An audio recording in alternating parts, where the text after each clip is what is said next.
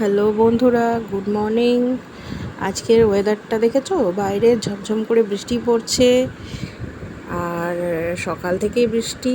তো আজকে তো বাজারেও যাওয়া হলো না, তো কি করব রান্না সেটা ভাবতে ভাবতেই মাথায় এলো ফ্রিজে মৌরলা মাছ রয়েছে।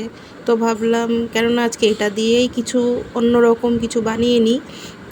তো আজকে যারা চুনো মাছ খেতে, ছোট্ট ছোট্ট মাছ খেতে যারা খুব ভালোবাসো, সেই বন্ধুদের জন্য রইল আমার আজকের রেসিপিটা।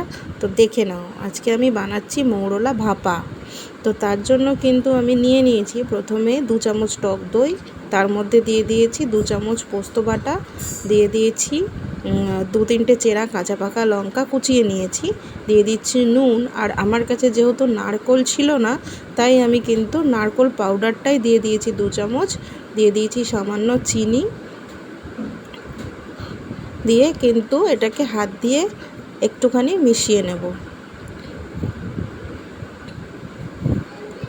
মিশিয়ে নিয়েই এবার আমি দিয়ে দিচ্ছি ধুয়ে নুন হলুদে মাখিয়ে রাখা মৌরলা মাছ। এখানে কিন্তু আমার 250 গ্রাম মতো মাছ আছে।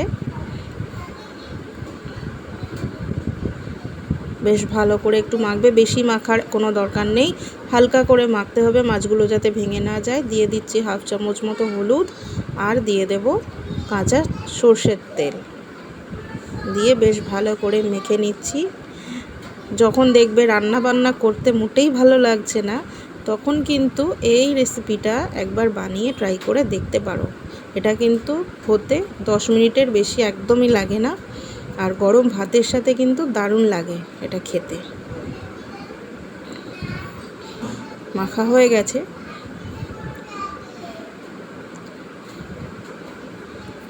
এবার আমি নিয়ে নিচ্ছি একটা স্টিলের টিফিন বক্স। তোমাদের কাছে যেমন আছে তোমরা সেরকমই ইউজ করো, অবশ্যই স্টিলের নিও, কারণ এটা আমি ভাপে বসাবো। টিফিন বক্সটার মধ্যে ভালো করে আমি দিয়ে দিলাম। ওপর থেকে আমি কিন্তু একটু দরাজ হাতেই সর্ষের তেলটা দেব।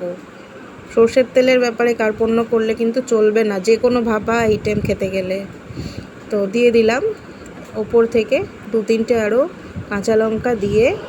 যারা ধনেপাতার ফ্লেভারটা বেশি পছন্দ করো তারা কিন্তু কিছুটা ধনেপাতা এর মধ্যে ওপর থেকে দিয়ে দিতে পারো, তো আমার দরকার নেই, আমি দিইনি। তো এখানে আমি কড়াতে কিন্তু জল বসিয়ে দিয়েছি, জলটা অনেকটাই গরম হয়ে গেছে। এবার আমি টিফিন বক্সের মুখটা আটকে জলের মধ্যে বসিয়ে দেবো। জলটা খুব বেশি দেবে না, আবার একদম কমও দেবে না, দেখে নেবে যে জল ফুটলে যাতে টিফিন বক্সের মুখ দিয়ে জল ভেতরে না চলে যায়, সেই পরিমাণে জলটা দিয়ে নিতে হবে। জলটা কিন্তু বেশ ভালোভাবে ফুটেছে, প্রায় 5 থেকে 7 মিনিট খুব ভালোভাবে জলটা ফুটে উঠবে। এখানে আমি আবারও 2 মিনিটের জন্য ঢাকা দিয়ে দিলাম। দেখো, এবার আমি গ্যাস বন্ধ করে দিয়েছি। গ্যাস বন্ধ করে দিয়ে আমি কিন্তু নামিয়ে নিচ্ছি। প্রচণ্ড গরম। দেখো, এবার আমি তোমাদের খুলে দেখাবো।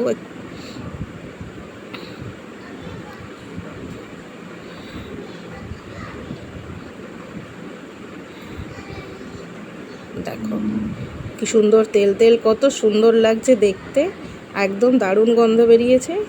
এর মধ্যে কিন্তু আর কিচ্ছু দেওয়ার দরকার নেই, জাস্ট গরম ভাতের সাথে নিয়ে মেখে খেয়ে নিলেই কিন্তু হয়ে যাবে।